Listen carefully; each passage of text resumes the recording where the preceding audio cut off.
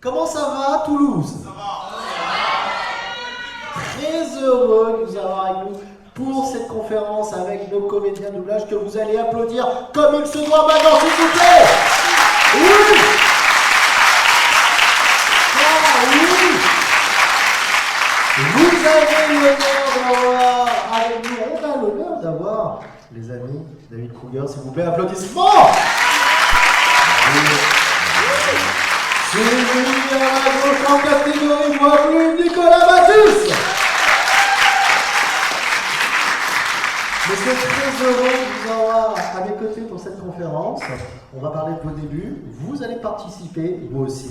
Vous allez pouvoir poser vos questions. Est-ce qu'il y a peut-être déjà des questions? On va faire un test. Levez la main pour voir. Ah, pas mal. Ah oui. Pas mal. Je pense que c'est pas mal. On peut avoir quelques questions. On peut tenir 10 minutes. C'est bien. Écoutez, on va commencer déjà avec les débuts. Et moi, je vais commencer avec toi, Nicolas. Et je voulais savoir, Nicolas, un petit peu tes débuts. Qu'est-ce qui t'a amené vers la comédie? Qu'est-ce qui t'a... Alors, déjà vers la comédie, peut-être, parce qu'on ne le dit pas assez, mais les comédiens de doublage que vous avez sont des comédiens, à la base. Ce sont des gens qui sont sur les planches, ce sont des gens que vous pouvez voir aussi au cinéma, à la télévision. Donc, et toi, qu'est-ce qui t'a amené à la comédie, à la base, Nicolas? Déjà, bonjour à tous, merci d'être là. Moi, je me suis tourné vers le théâtre. C'est une expérience que j'ai eue sur une scène où, quand je faisais mes études, je devais avoir 15 ans, je crois. Je faisais 1 heure par semaine, j'avais un cours d'expression théâtrale où juste on écrivait des petits textes et c'était juste voilà, être un petit peu dans l'écriture, jouer ce qu'on avait écrit, donc ça n'avait pas de grandes prétentions. Et puis un jour, il y a un monsieur qui est venu et qui a regardé le cours pendant 1 heure et qui à la fin est allé parler avec mon professeur et il est parti et notre professeur nous a dit, ben voilà, en fait le monsieur qui était là, c'est un metteur en scène et il organise l'année prochaine dans la grande salle dans la ville dans laquelle je faisais mes études, il organise un opéra et il cherche des adolescents pour pouvoir faire une sorte de figuration tout au long de l'opéra. Et donc moi ça m'a tenté, j'étais avec un pote à moi dans le cours, donc j'ai dit ah, ça te dirait qu'on le fasse, ça peut être marrant, ok. Et donc on y a participé et je me suis retrouvé sur une énorme scène avec une très grosse machinerie et en fait on était la moitié du temps de l'opéra, on était sur le plateau à faire différents petits personnages, donc rien de parler et en fait je suis vraiment sorti de cette expérience en me disant juste mais j'adore être sur les coulisses, la scène et donc je me suis ensuite j'ai eu envie de faire du théâtre et j'ai dû attendre 1 an avant de pouvoir entrer dans l'option théâtre de mon école. Et puis à partir de là ça a commencé, j'ai commencé à travailler. Alors tu as commencé à travailler donc à faire des représentations? Non, du tout, j'ai commencé... Tu as commencé carrément à arriver directement au niveau...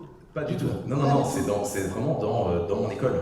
J'ai fait l'option théâtre de mon école, où j'ai fait cette option pendant 3 ans parce que j'ai raté ma dernière année, donc j'ai dû recommencer. Et puis après ces 3 ans, je suis rentré dans une première école de théâtre en Belgique, donc parce que je suis belge. Ah bon? Et ouais, tu le savais pas. Hein. Donc je suis rentré dans une école pendant 1 an, et puis c'est une école qui tous les ans en fait faisait un tri. Et c'est une école qui ne me correspondait pas tant que ça au final, et donc je me suis tourné vers un conservatoire. J'ai fait mes 4 ans d'études pour être diplômé, et puis là mon aventure dans les studios a commencé 15 jours après mon diplôme. Ah d'accord, ok. Tu te rappelles? Ah ouais, je me rappelle très bien. C'était quoi ton premier rôle? Le tout premier truc que j'ai fait, c'est un film qui s'appelle en anglais Hot Tube Machine. C'est la machine à démonter le temps, une comédie. J'ai eu peur une fois que Ah, ton premier là, c'était cool. Ouais, okay. Un extrait tout de suite. Un extrait, c'est parti. Donc ouais, non, c'était vraiment comme Un genre de tous les Scarabée, débuts. euh. Ouais, c'était Ok, c'était d'accord. une comédie sans très grande prétention, Ok. mais c'était j'ai fait un essai, ça faisait 4 jours que je venais assister en studio, et le directeur plateau m'a demandé si voilà, le comédien que je venais voir le 4e jour m'a dit voilà, il avait terminé sa session, et, euh, et puis il m'a dit ça te dit, on fait une petite pause, et puis tu veux faire un essai. Ok, d'accord. Et je me suis retrouvé à la barre, tout tremblant. J'étais en train de me dire je joue ma vie, je me demande ce que ça va donner. Et j'ai fait un petit essai.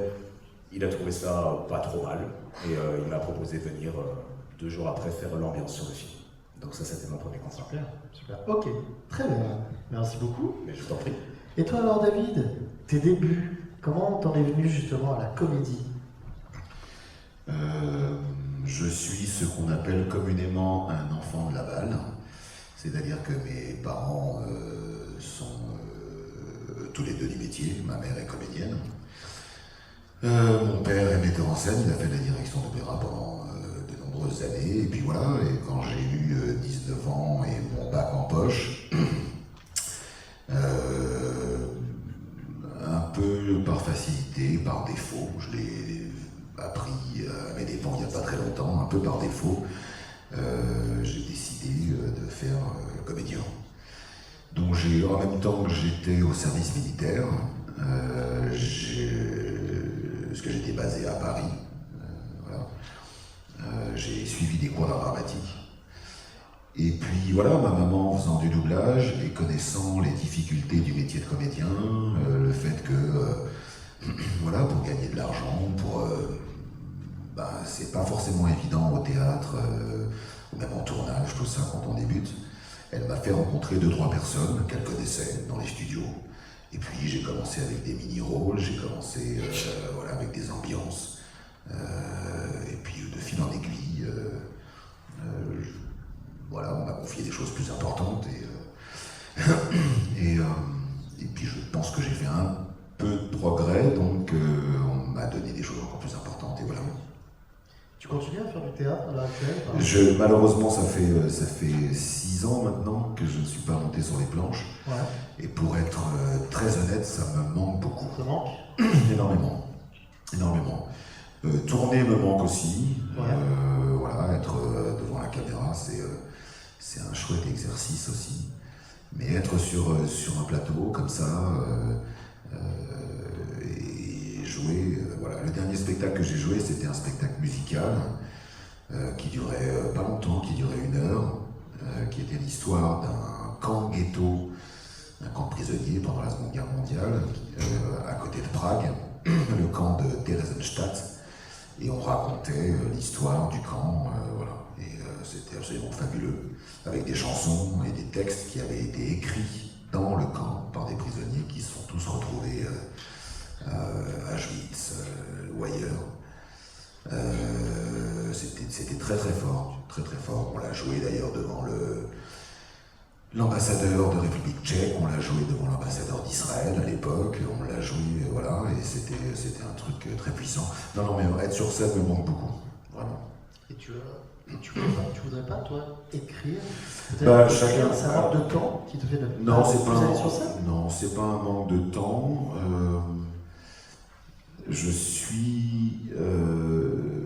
J'ai plein d'idées, que ce soit pour des tournages, que ce soit j'ai des images qui me viennent en tête. J'ai plein d'idées. C'est très compliqué. Écrire un scénario, c'est pas un truc facile. C'est pas mon métier.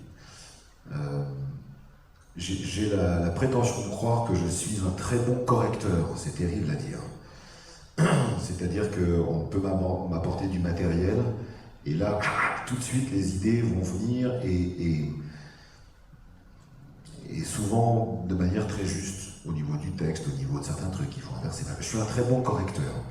Mais je ne suis pas forcément, en tout cas au niveau de l'écriture, un très bon créateur. Voilà. Okay. Mais bon, on ne peut pas tout savoir faire.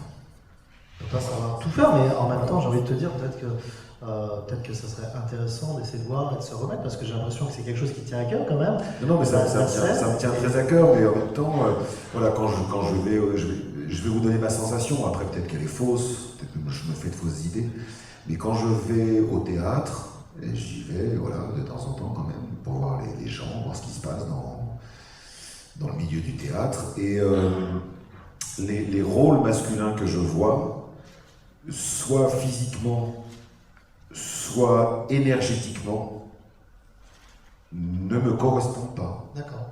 Ok.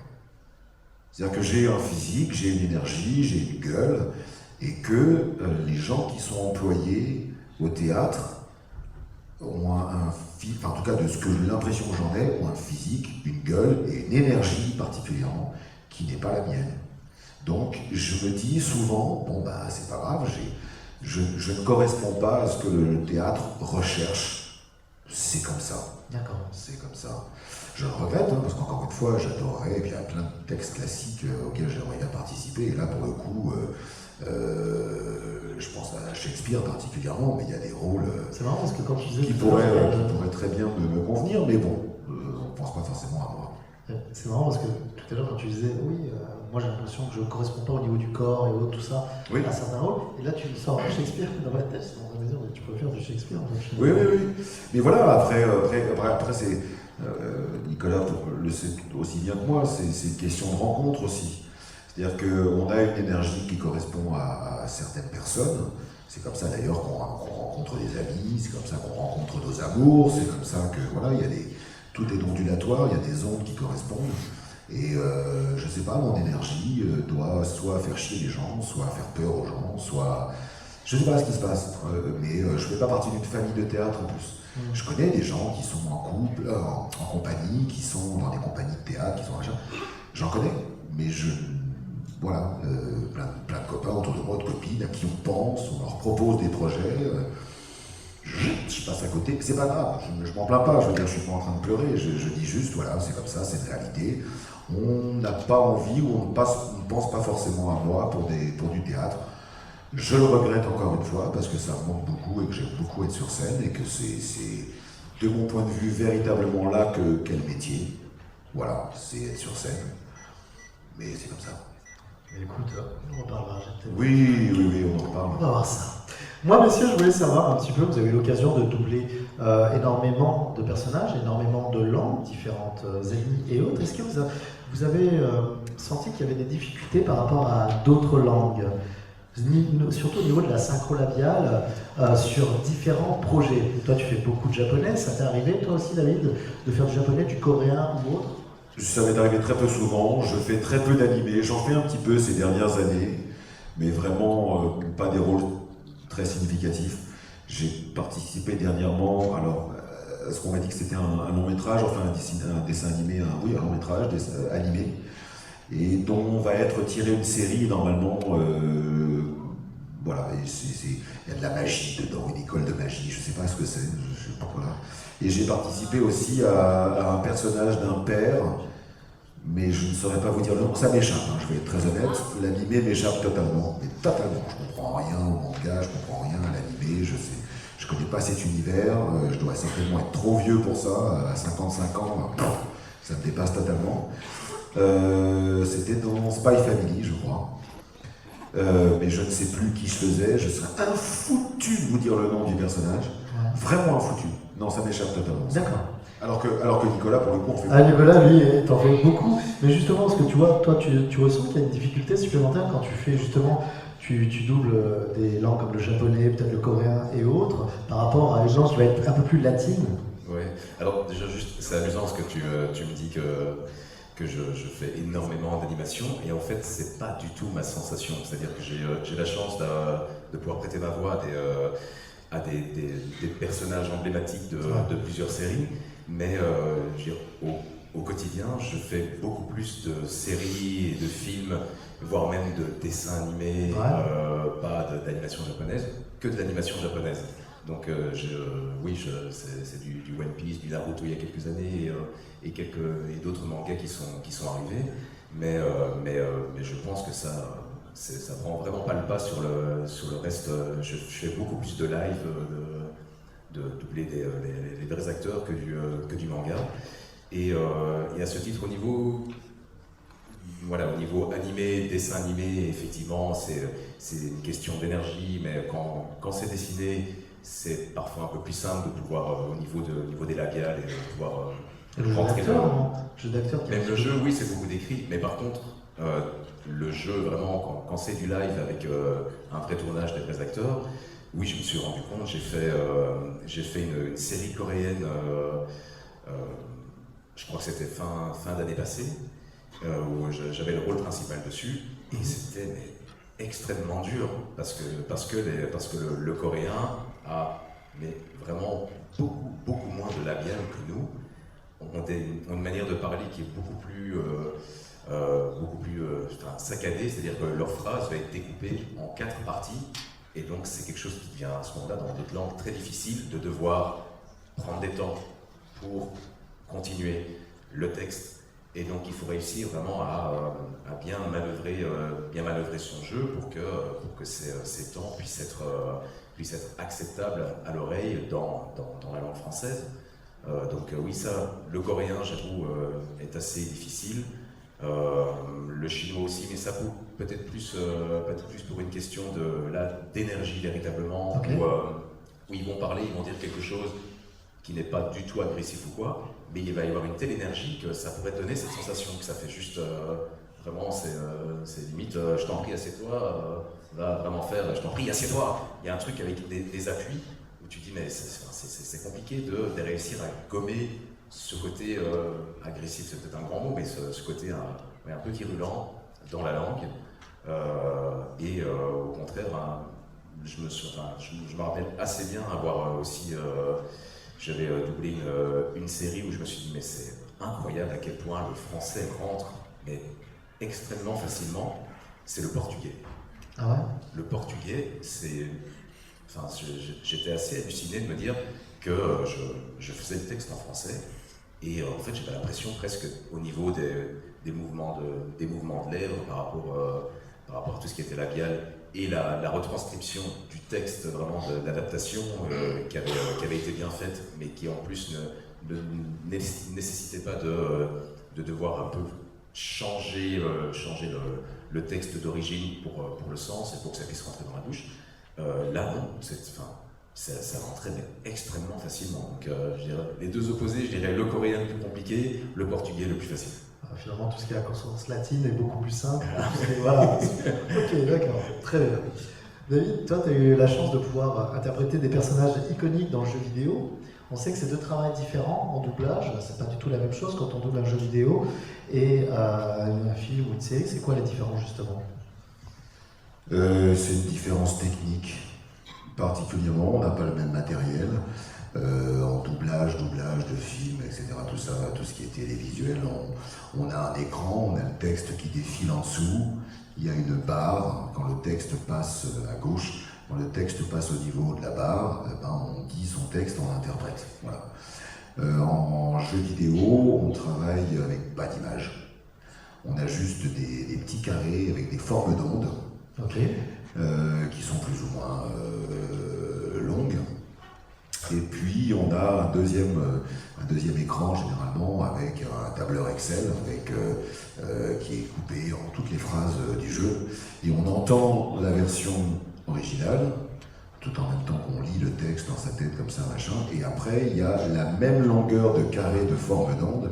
Et là pour le coup, tac, on enregistre et on doit lire la phrase qui a été traduite, adaptée, dans le même temps imparti que la forme d'onde originale. Voilà. Donc c'est deux techniques différentes. Tu as eu l'occasion de pouvoir aussi en doubler du jeu vidéo ou pas? J'en ai fait quelques-uns, quasiment exclusivement des jeux qui reprenaient des séries dans lesquelles je prêtais ma voix déjà.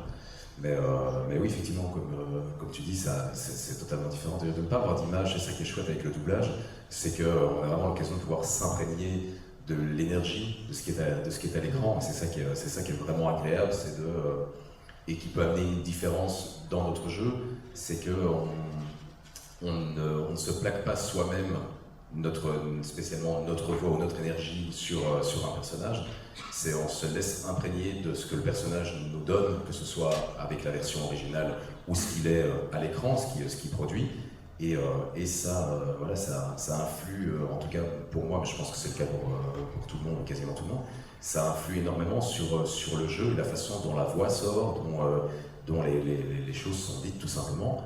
Et en jeu vidéo, le fait d'avoir ces longueurs d'onde, ben, il y a une part de technique qui est plus grande, où vraiment c'est le côté timing qui prend une grande place.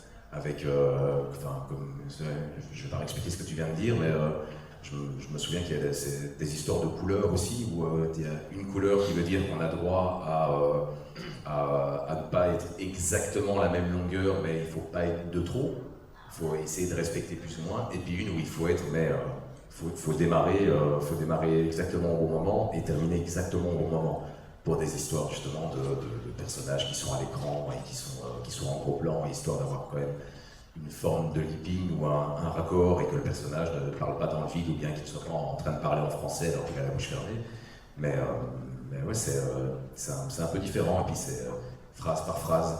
Donc tu n'as aucun suivi, t'as pas spécialement de suivi de l'histoire, enfin ça dépend des jeux j'imagine, mais c'est plus... avec ces deux écrans où tu dois être... Donc il y a de la technique qui prend beaucoup de place, je trouve, et qui permet un peu moins de pouvoir s'épanouir au niveau du jeu, même si ça arrive quand même. Ok. David, tu interprètes Chris Pratt, mais tu interprètes aussi The Rock, Dwayne Johnson. Je crois que tu as une anecdote sur le casting pour The Rock que tu m'avais raconté, je me rappelle. J'ai une anecdote pour The Rock, puis j'ai une anecdote pour Chris Pratt aussi. Mais je vais essayer d'être rapide dans les deux cas parce que voilà. Un directeur artistique m'appelle à l'époque, me dit viens faire un film annonce. Les films annonces, c'est 3-4 minutes de film, etc. J'arrive dans le studio, Julien, si tu m'écoutes, Julien Kramer, qui m'a fait confiance, et il me dit voilà, je te dis pas qui c'est, devine qui tu vas faire. Alors je regarde le film annonce. Et je vois passer des grands, des petits, des blancs, des noirs, des femmes, des machins, des trucs, des voitures, des gonzesses à moitié à poil, bref. Je regarde passer tout ça et je me dis, je sais pas, puis il y avait des grands costauds, des grands machins.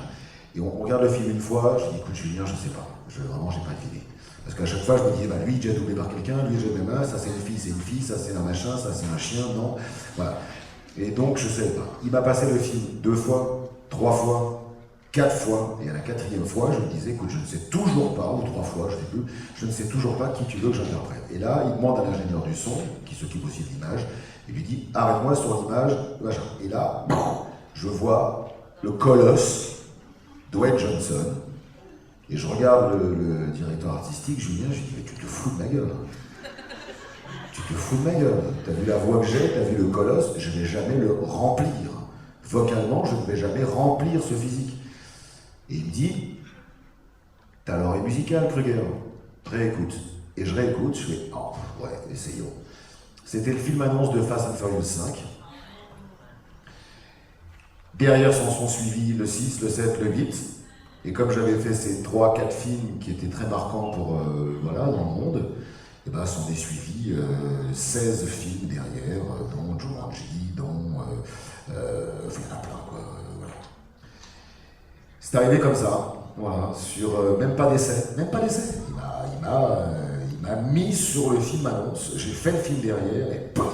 Ce qui est fou, c'est qu'il te voulait sur ce rôle. C'est-à-dire que lui, déjà, savait que lui avait une intelligence, parce que ça aurait pu être quelqu'un d'autre, hein, parce qu'on n'est pas seul, enfin je suis pas le seul à doubler Dwayne Johnson, là, on a été 3 ou 4. Dernièrement, c'est vrai, depuis 12 ans, c'est principalement moi, c'est vrai.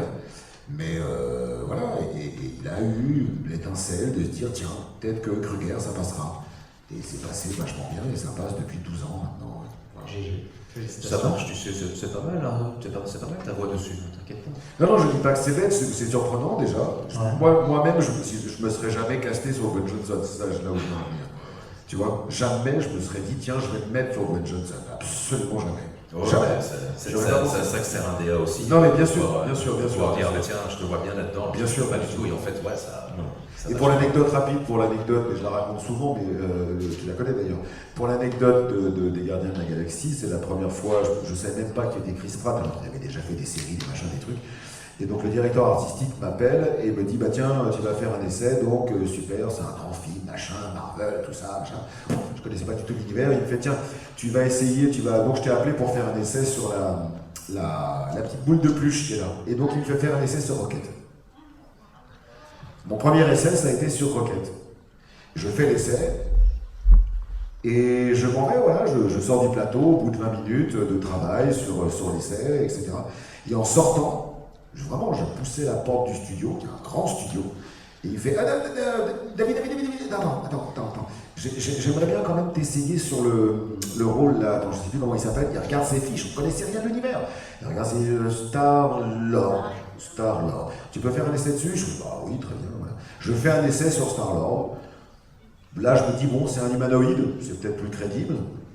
Et puis voilà, je me cache du studio, je fais les 2 essais. Et 15 jours, 3 semaines après, il m'appelle en me disant, t'as été retenu sur Star-Lord. Voilà. Félicitations. Non, mais félicitations, non, parce qu'encore une fois, c'est beau. Non, parce que le truc, aucun acteur nous appartient, aucun personnage nous appartient. Et d'un. De deux, Nicolas est pris sur certains personnages, je suis pris sur certains personnages, sur certains acteurs, mais on est plusieurs à qui ça aurait pu arriver. C'est-à-dire que les gens, parfois, je parle par exemple, John dans Halo. Beaucoup de joueurs viennent me voir, des fans depuis 21 ans viennent me voir en me disant une phrase très gentille, mais du style « Oh là là, le Major, c'est vous, sans vous, etc. » Je dis « Hop. C'est moi parce que ça fait 21 ans que vous m'entendez sur John. Mais si à l'époque, quand j'ai passé les essais, il y a 21 ans, ils avaient pris un autre comédien, aujourd'hui, que moi, aujourd'hui, c'est un autre comédien à qui vous diriez ce que vous êtes en train de me dire. Or, potentiellement, il y a 21 ans, on était 3 ou 4 sur les essais, et je me souviens vraiment plus des copains qui ont passé les essais avec moi, en tout cas, voilà. Mais ils étaient potentiellement crédibles sur John. Il se trouve que le client m'a choisi moi. Mais ça aurait pu être quelqu'un d'autre. Pareil pour Dwayne Johnson, pareil pour Chris Pratt, pareil pour tout, en fait. Il se trouve que j'ai été retenu. Donc quand les gens viennent me dire « Ah là là, John sans votre voix, c'est pas possible », je dis « Mais si, c'est possible ». Et vous auriez dit encore une fois la même chose à un autre comédien que moi, si un autre comédien, il y a 21 ans, avait été choisi. Point barre, ça s'arrête là. David, moi je te comprends, mais d'un autre côté, je suis pas d'accord. Mais je te dis que si. Non, je suis pas d'accord. Parce que je comprends ce qu'il veut dire. Je comprends totalement ce qu'il veut dire. Pardon, il a raison. Mais ce que je veux dire par là, c'est qu'en fait, ces gens-là, et tu vois, j'en fais peut-être partie, ils ont peut-être passé 20 ans avec une personne. Ils entendent ta voix. Oui. Et pour eux, tu es synonyme de ce personnage. Tu donnes vie à ce personnage. Je me suis mal exprimé. Je ne dis pas que je ne donne pas vie, et merci de le dire, à ce personnage. Je dis juste que ce que les gens viennent me dire en me disant « Ouais, Dwayne Johnson, ouais, Major, ouais, machin, ouais, Chris Pratt, tout ça », ça aurait pu être potentiellement quelqu'un d'autre. Et ce que je veux dire par là, c'est que je n'ai aucun mérite pour le coup. Parce que les gens, et je les sais sincères, quand ils viennent me dire « Ça fait 21 ans que je vous entends sur le Major, putain, ça pouvait être que vous », je dis « Non, ça ne pouvait pas être que moi ». Si le choix s'était porté sur un autre comédien, vous auriez dit la même chose à l'autre comédien. C'est tout ce que je dis. C'est tout ce que je dis. Voilà. Il se trouve que j'ai la chance par exemple, toujours sur John, d'interpréter John depuis 21 ans sur les 6 opus du jeu, sur la série qui est sortie il y a 1 an et demi, etc. J'ai ce bonheur-là. Mais ça aurait pu être n'importe qui. D'ailleurs, c'est intéressant, je rebondis sur ce que tu dis. Tu fais le jeu vidéo, mais tu as fait aussi la série. Oui. Et c'est vrai que parfois, on voit des séries qui sont tirées de jeux vidéo, où les personnages principaux ne sont pas nécessairement les voix qu'on a eues dans le jeu vidéo. Toi, tu as eu cette chance d'être appelé pour faire carrément aussi la série. Oui. C'est super quand même. Ouais, mais il y a eu une pétition. Ah. Alors, C'est-à-dire que les fans sur plusieurs sites de Halo ont lancé une pétition. En fait, c'est un mec en fait qui m'a contacté et qui m'a dit David, est-ce que tu vas faire la série qui va bientôt sortir? Là, j'ai dit bah écoute, j'en sais absolument rien, j'ai absolument aucune nouvelle. Okay. Et j'ai dit parce que voilà, c'est la vérité, ils peuvent très bien prendre quelqu'un d'autre.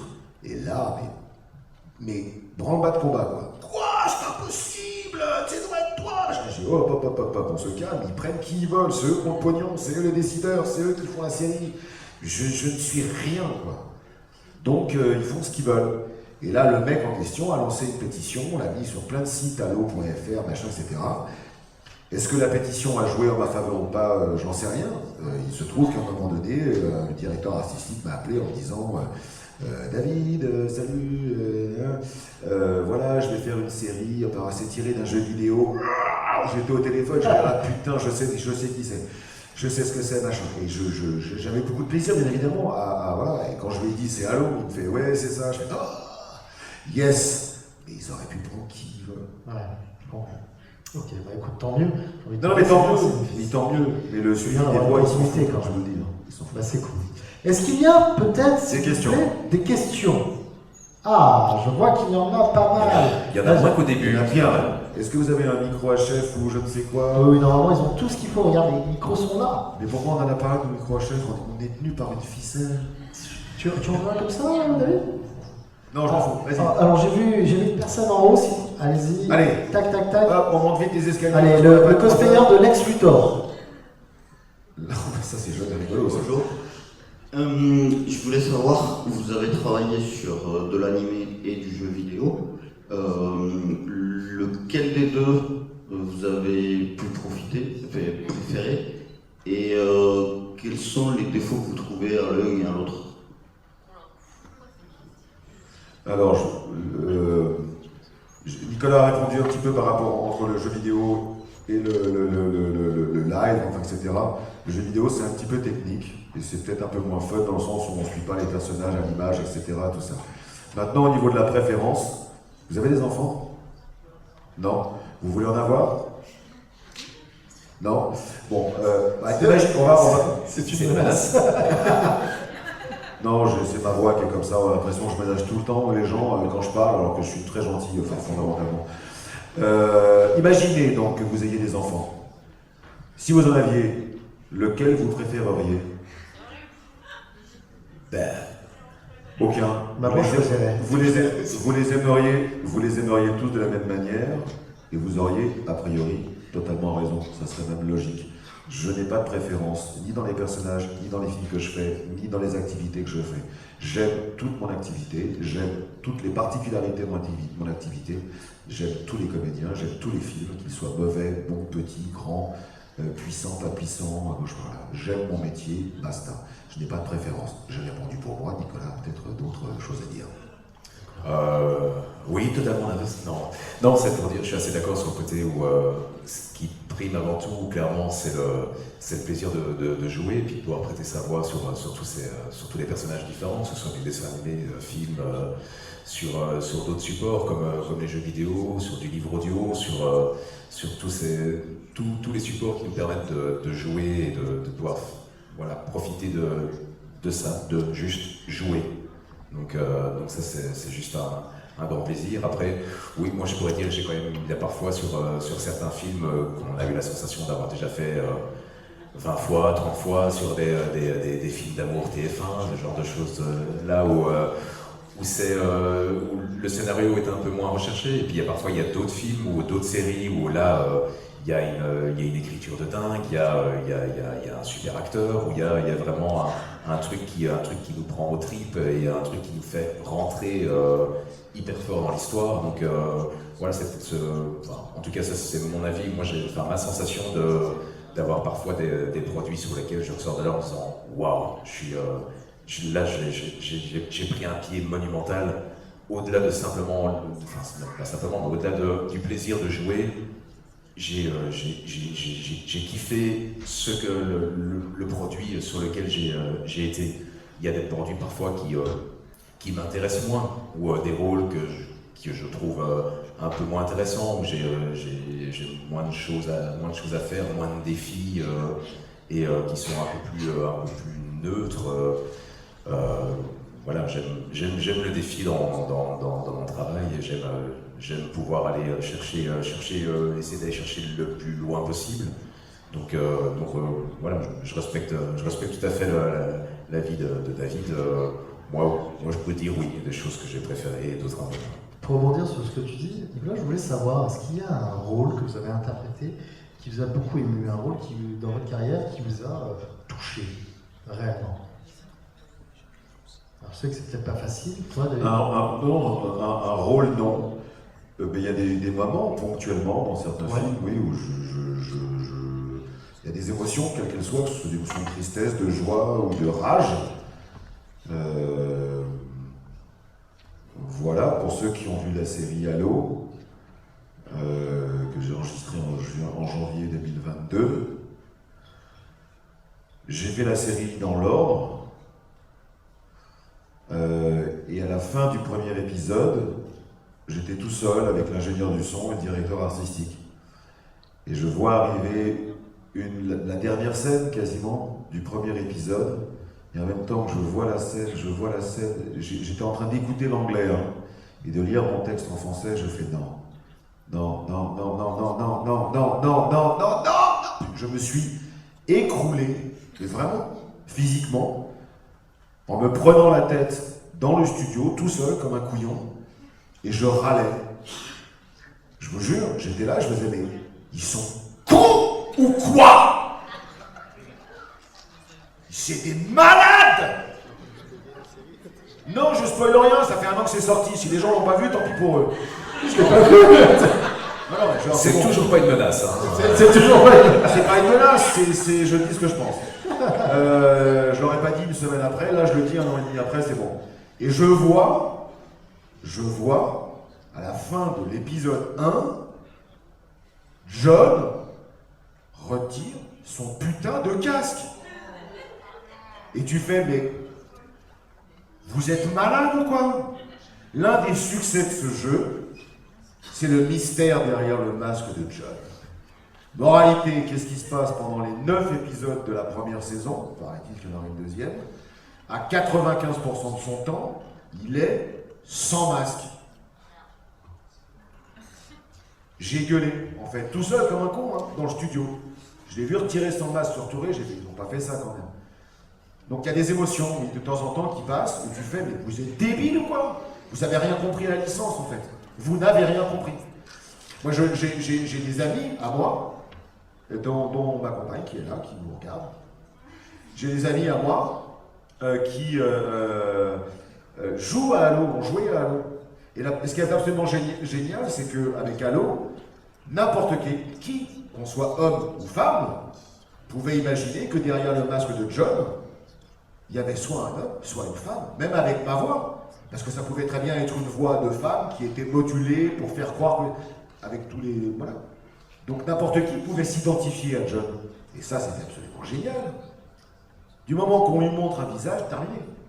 Donc moi, voilà, j'ai eu une rage, j'ai eu une émotion de rage par rapport à ce genre de choses. Okay. Après, j'ai d'autres émotions de rage. Ah.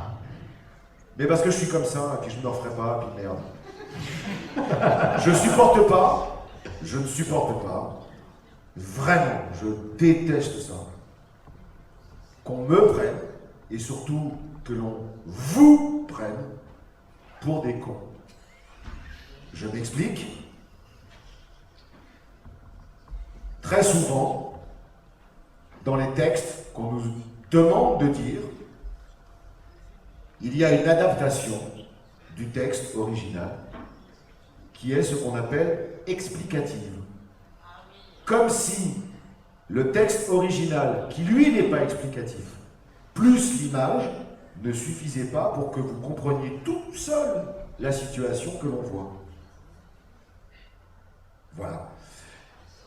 Dernièrement, je ne dirai pas dans quel film, un personnage est coincé.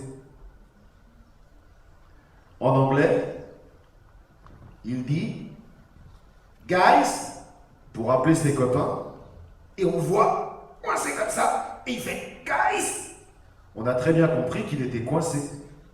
Au lieu de dire les copains en adaptation, ils ont obligé le comédien qui double ce personnage à dire je suis coincé. Pourquoi nous expliquer ce qu'on voit?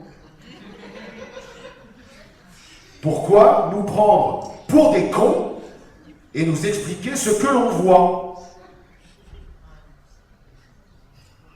Je déteste ça. Je déteste qu'on prenne les gens pour des cons. Je hais ça. C'est clair? Je hais, je le dis. Je déteste ça. Pardon, David. Hein. Non, mais voilà. Tout ça, non mais je m'en penche, je suis comme ça, c'est voilà. Tout ça parce que ça m'amène des émotions en moi. On parlait d'émotions, ça m'amène des émotions en moi. Il y a des émotions super positives. Et quand ce genre d'émotions que je viens d'expliquer m'arrive, ça me fout hors de moi. Donc je vis les émotions d'un extrême à l'autre. Et voilà. Et croyez-moi, je le connais un petit peu. C'est l'homme le plus gentil du monde. Je vous promets. C'est l'homme. Non, il faut pas faire chier. Je suis pas méchant en tout cas. Mais je déteste qu'on prenne les gens pour des cons. Je n'aime pas qu'on vous prenne pour un con. Voilà, pour des cons. C'est tout. J'aime pas qu'on vous prenne pour des cons. Vous n'êtes pas cons, loin de là. Donc je supporte pas les adaptations explicatives, m'emmerdent. Voilà, je le dis comme je le. Mais dans le métier, on sait, hein. Et tout le monde me fait ah, tu fais chier, Kruger. Oui, ben, je peux peut-être chier, mais il faut arrêter de prendre les gens pour des cons. Voilà. Merci David. Et toi alors, Nico? Non, moi. Alors, où est ton papa? Où est ta maman? Alors. Est-ce que t'as un petit moment où t'as un petit peu pleuré, tout ça? Oui. Ah Oui. Ah C'est vrai, j'ai pas envie de le dire. Entre nous, ça c'est intime, c'est trop intime. Non, ben déjà en tant que spectateur de ce qu'on fait, il y a plein de moments effectivement qui sont très prenants. Je m'en cache pas, je suis quelqu'un qui pleure très facilement devant des films, devant des séries. Voilà, je suis vraiment le spectateur qui a la larme facile. C'est l'enfer. Donc voilà, vraiment on a des trucs avec, on regarde des films avec ma femme où le truc se termine et on se regarde, on est tous les deux avec les larmes qui coulent et ça fait juste c'est toi qui pleure, non c'est toi qui pleure, parce que on sait très bien et on sait quand l'autre est à la larme parce qu'on a ça quasiment au même moment, mais tout ça pour dire que même en studio, quand on n'est pas sur la longueur mais qu'on est vraiment face à une scène et que même si on n'est pas, si c'est entrecoupé, qu'il y a eu une pause, qu'on n'a pas vu tout le film, etc., mais disons que le niveau de concentration est tel qu'on sait qu'on va devoir interpréter la scène juste après, et on est sur parfois, il y a plein de scènes dans plein de trucs, mais des moments d'émotion forts, et on est décuplé un peu par le niveau de concentration de devoir vraiment bien choper la boucle. Et oui, ça arrive clairement d'être là avec les larmes aux yeux sur une scène, même parfois un truc de 30 secondes ou une minute, où il se passe quelque chose, que ce soit triste ou juste que ce soit beau aussi, des déclarations d'amour, d'amitié, un geste humain formidable, même si c'est de la fiction, c'est quelque chose qui touche énormément. Et donc heureusement, je pense que faire ce métier sans pouvoir être touché par ce type de choses, ben c'est dommage, parce que c'est ça que nos émotions nous servent à essayer de jouer le mieux possible aussi et à être le plus vrai. Donc il y a ça, et j'ai différentes choses qui me viennent à l'esprit, que ce soit je sais que j'ai eu rarement l'occasion de le faire, mais je l'ai fait 3 fois en fait. C'est des scènes, donc normalement le film est découpé en boucles qui font entre 30 secondes et 1 minute on va dire, et puis après ça dépend un peu parfois du découpage, mais ça peut être un peu moins, ça peut être un petit peu plus. Et il s'avère que la plupart du temps, on regarde une boucle, parfois 2 ou 3 s'il y a une continuité, etc. Et j'ai eu 3 fois l'occasion de faire en fait 15 minutes d'enregistrement en une fois. Donc j'ai eu ça pour une série norvégienne, je pense, une série qui s'appelle Acquitted, et je faisais le personnage principal dedans, Et il y a eu 2 saisons, et à chaque fois, la fin du dernier épisode était une très grande scène qui faisait 12, 15 ou 17 minutes, je ne sais plus, un truc comme ça, où en fait tout le dénouement arrive, toute l'explication, qui est toujours une scène de confrontation dans les 2 cas, donc c'est un truc où ça monte, il y a de l'émotion, enfin, ça va dans tous les sens, et c'est un truc c'est une émotion qui est tenue, et en fait quand on regarde la scène, toute cette scène-là de fin, l'émotion se tient, à aucun moment ça ne se relâche. Donc voilà, j'ai une petite affection pour le cinéma nordique qui sont capables de faire des choses folles. Enfin voilà, il y a plein de trucs qui sont incroyables. Et là c'était le cas, et je me souviens avoir demandé à ma directrice artistique, j'ai dit écoute, c'est combien de temps ça dure? Non, je pense qu'on avait commencé à regarder, et puis j'ai dit laisse encore courir. Puis le deuxième boucle se termine, attends, laisse encore. Et puis donc ça continue, je suis dedans, je fais laisse-moi tout voir. Et ça a duré 13 ou 15 minutes, comme ça, où on a tout regardé. On a regardé toute la scène, vraiment du début, on va dire, de la porte qui s'ouvre à presque le générique. Et puis le truc s'est terminé, j'ai fait ok, on y va. Ah, tu veux pas? Non, je vais y aller. Et j'ai tracé dedans, et j'ai essayé, j'ai été nourri de ces 15 minutes de scène où ça monte, le truc monte de plus en plus avec des petits moments qui redescendent, et ça repart, mais rien n'est jamais lâché. Et et c'était un plaisir. Après, on a refait des petites choses par-ci par-là pour de la mise en place, pour tiens là j'ai raté, il était un petit peu plus énervé ou quoi, mais de manière générale, on a peut-être gardé 80% de la première prise parce que l'émotion était là, et que ma directrice artistique m'a permis de le faire. Donc j'ai eu ça 2 fois, et puis une autre fois sur une série italienne, où pareil, là j'étais avec quelqu'un, là j'étais tout seul sur la série norvégienne, et sur l'autre j'étais avec un autre camarade qui aussi voulait le faire, et donc était aussi une grande scène de confrontation, et qui là peut-être durait 8 minutes, un truc du style, et on l'a fait à 2, et c'est des moments formidables, parce que là l'émotion, on a l'occasion de pouvoir la tenir d'un bout à l'autre, et ça c'est génial. Donc ça c'est pour une question de longueur et d'émotion tenue.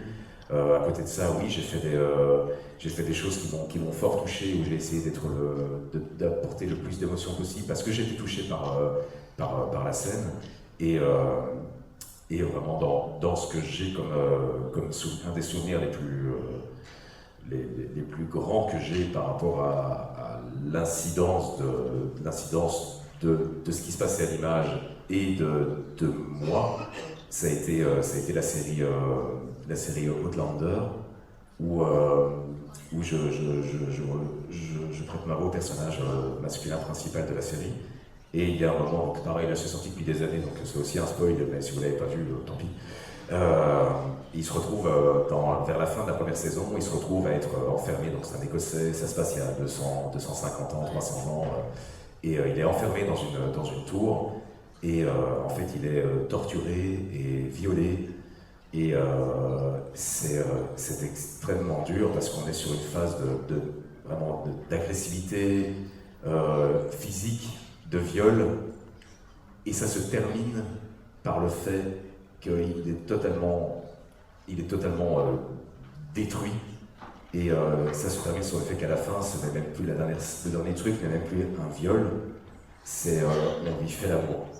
Donc ça peut être étrange quand je le dis comme ça, mais c'est un bazar où il est tellement dézingué que l'autre que celui qui le viole a tout mis en place pour lui rappeler sa femme, et donc le gars il est tellement au bout de la douleur, au bout de lui-même, qu'il n'a pas d'autre choix que d'aller vers et d'accepter une forme de plaisir ou un truc comme ça pour survivre. Donc, et je sais que ça a duré 3 heures d'enregistrement, et j'ai failli vomir 2 fois pendant, véritablement, et je suis sorti de là épuisé. Je suis sorti de là, j'ai eu la sensation véritablement d'avoir été violé. Et j'ai mis 4 ans avant de pouvoir revoir les images, parce que dès que le truc arrivait, j'avais de l'acidité, j'avais des hauts le cœur, sans même, alors que c'est juste le début, je savais ce qui allait arriver, et j'ai tellement vécu le truc que j'arrivais pas à regarder, et ça, là, pour le coup, ça m'a vraiment fortement retourné. Très bien. Merci beaucoup, Nico. Terminer Merci là-dessus. beaucoup, David. Merci à vous, Merci à toi. les amis, ainsi s'achève, Merci je beaucoup. suis désolé, on est déjà en retard, ainsi s'achève cette conférence avec le président que vous pouvez. Je vois qu'il y a des mains qui se lèvent, n'hésitez pas à aller les voir. Est-ce qu'on a encore des séances de dédicaces? Oui, tout de suite maintenant, tout de suite. Je suis maintenant, donc n'hésitez pas à aller vite à leur stand de dédicace, comme ça vous pourrez leur poser peut-être les questions que vous n'avez pas pu leur poser maintenant. Merci beaucoup messieurs. Merci. Merci beaucoup.